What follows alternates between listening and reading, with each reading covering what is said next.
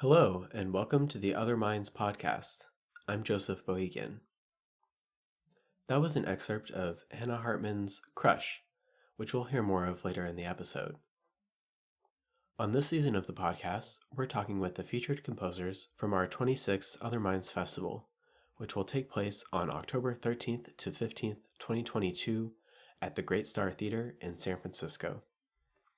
Today, I'll be talking with Hanna Hartman. Hartman is a Swedish sound artist, composer, and performer based in Berlin. Having developed her very own sound language, Hartman creates compositions that are exclusively made up from authentic sounds which she has recorded around the world. Sounds are taken out of their original context and thus perceived in their purity. Hanna Hartman seeks to reveal hidden correspondences between the most diverse auditive impressions, and in new constellations, she creates extraordinary worlds of sound. Welcome to the podcast, Hanna. Thank you. So I wanted to start off by asking you about your experiences at the electronic music studio in Stockholm. I moved away from Sweden a long time ago, over 20 years ago, but the electronic music studio in Stockholm has always been a very important place to work in the studios and also get inspiration and meeting with people there. The last couple of years, before the pandemic stopped me to go into Sweden, I used to be there at least once or twice a year, working there in the studio. And the last year also a lot with the book club they have in one of the studios. For me, it's a really important place. And so you've been away from Sweden for a long time. So do you have a strong connection still to that country creatively? I've seen a lot of your works have been commissioned by Swedish organizations. Yeah. I mean, I'm living in Berlin, but it's not that far away from Stockholm and Sweden. So I have close connections to Stockholm and to Sweden, and working with musicians and being a lot, as I told you, in the electronic music studio in Stockholm. So your piece Crush was commissioned by Sveriges Radio. Is that a Swedish radio station? Yes. So could you tell us about that piece, which will be played at the Other Minds Festival in October? It's a piece I made for the Swedish Radio, as I told you. And I mean, the thing is, with all my electronic pieces, they are using a lot of sounds that I'm recording myself. And in this piece also, of course, the book club. And when you're using recorded sound, you always want to know, and what is it? What is it I'm hearing? And I then always tell you, if I tell you, you can't forget it. And maybe you don't want to know exactly what it is. Maybe you want another way to listen to it. So I prefer not to tell the sources of the recordings, as they are mostly, as always, it's a lot of layers and close-up recordings. And I think if you don't know exactly where the sounds come from, you hear something different. Yeah. Is that something where people will come up to you perhaps after hearing a piece and sort of ask you about where they think the sounds are coming from? Will you tell them if they're correct or if they're incorrect? I mean, sometimes people ask that, yeah. But the problem is, what you think you're hearing something, and I say, but you're hearing a different word than I do. So I really can't tell what you're talking about something. I said, okay, I don't know what you're talking about because your word is different than mine. So I can't tell them. Yeah. Let's listen now to an excerpt of Crush by Hanna Hartman.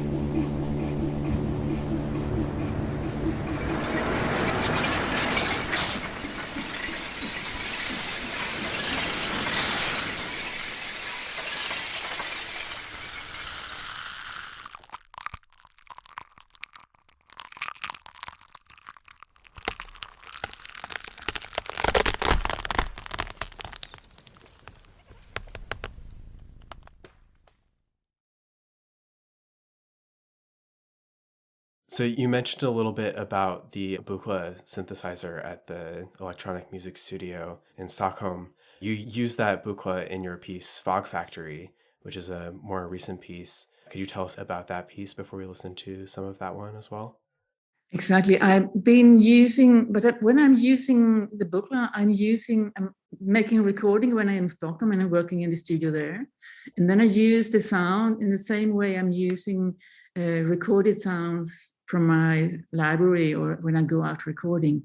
So for me, it's more like the sound that I'm recording for the Buchla is in the same way as the sound that I'm recording wherever else, if I'm going outside or like in my studio.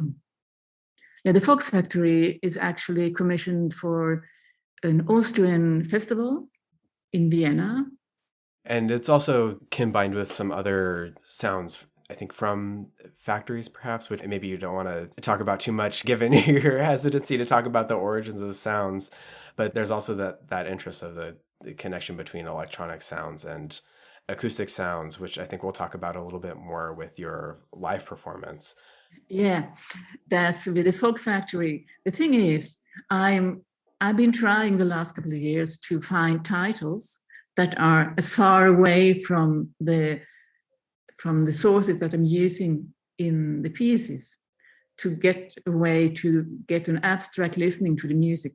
But I mean, I think I found an abstract title, but you say, factory, I can hear some machines. So it's totally okay, it's true. Yeah, it is machines inside there. So I think we like to have a story. We like to find a story when we listen. It's an easier way to find, where is the story here? Maybe that.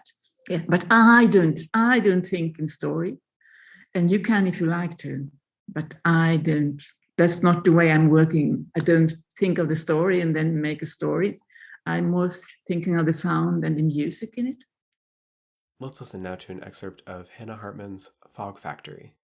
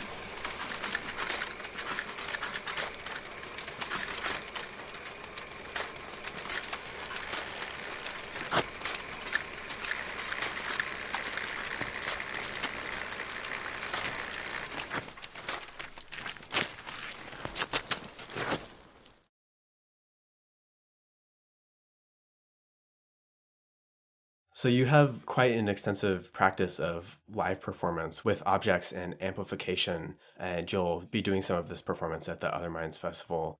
What kind of microphones are you using? Are you using contact mics or doing close miking? I'm normally using contact mics, but dynamic ones from the Swiss shelter microphones, and also hydrophones. And can you explain what a hydrophone is for anyone who doesn't know? Yeah, hydrophones is for a microphone that you use for doing underwater recordings. So when I'm using it, I have water and I'm using tubes that I'm blowing in and kind of using the hydrophone for that. And we've talked a bit about, with these fixed media pieces, the disconnect between the origin of the sounds and what you're hearing in the performance. But with your live performances, the audience can actually see where these sounds are coming from. So how are you thinking of that relationship between the actual objects and the sounds that they're making? Yeah, in that case, I think it's a different case. And I think it's really important in a way. When I started doing live performances, I didn't want a computer on the stage. That's also why I started using microphones and close-up microphones, contact microphones on stage. And in this case, it's important that you can see what I'm doing. So you can really see the object that you can see, but what you see isn't really, it's also in that way an abstract, what you hear. You can see me doing things and you can hear the sound. And here also the visuals are important, but you maybe don't understand how can that make that sound. But you can see me and doing it. So I'm using potato starch and threaded rods and washers. And have you developed a setup that you use across multiple pieces with similar objects, or is it different from piece to piece? I mean, I have a setup that consists of mostly the same objects, and then I change them during the time. So now when we are talking, it's May. So I'm working on to do some change part of the setup to getting in new sounds but some sounds are always coming back and it's part of that, and then you develop it and making new sounds coming into it. Yeah, and it seems also with your amplification that getting people to focus on very small sounds is very important. Would you say that's correct? Maybe getting them to listen in to sounds that they wouldn't otherwise be listening for? Yeah, I think so. I mean, I think it's really interesting if you're getting really, really close. The sound changes and getting the more abstract music sound or noise in the way without amplification. And are you doing any other electronic processing on the sounds, or is it only amplification of acoustic sounds? Yes. No, I normally don't do anything with the sounds. Not when I'm playing live and not when I'm doing the electronic pieces. Oh, interesting. There's another aspect of your live performance that unfortunately people at the festival won't be able to see for logistical reasons, but I do want to ask you about this. You have a practice of using high-powered magnets in your live performances, and I'd be very curious to hear about this and how it works. So could you tell us about this? Yeah, that's actually what I'm working on, new piece with these magnets at the moment. So I've been doing some pieces where I'm using very strong magnets to do a kind of live animation. I'm doing the live animation with the magnets, moving the objects that are then small things that are then a screen and a big screen and getting really big. And it's kind of a magic when I'm working with it. Yeah, it's a bit of a magic. The problem at the moment is that it's you can't fly with these magnets. You know, when you're flying, you said, what are you not allowed to take into the airplane? No guns, yeah, but also no magnets. Yeah. And of course, you could try to, but I don't want to be in that plane with my magnet in it. So I'm working on a way, and I hope at some time I will find a way to also do the piece. Otherwise, at the moment I'm in Italy, so I try to leave magnets at places where I'm going to play in the future. Yeah, that's smart. So you're using the magnet to move around metal objects, right? So there's the visual element as well. So there's things like nails and metal dust, right? And those are also amplified. So that's where the sound element is coming from. Partly and partly not. Partly the sound, they're amplified, and partly the sounds are coming from elsewhere. So a strong visual element as well then. You said there's a camera that's filming that and projected? Exactly. You can see that I think you can find it online on Secret Security. Yeah, we'll link to that in the show notes so people can check that out. You can hear Hanna Hartman perform at Other Minds Festival 26 on October 14th, 2022 at the Great Star Theater in San Francisco. Thank you, Hanna, for joining me today, and thanks everyone for listening. Thank you. This has been another episode of the Other Minds podcast, brought to you by Other Minds. Our 26th festival is October 13th to 15th, 2022 at the Great Star Theater in San Francisco. Join us again next week.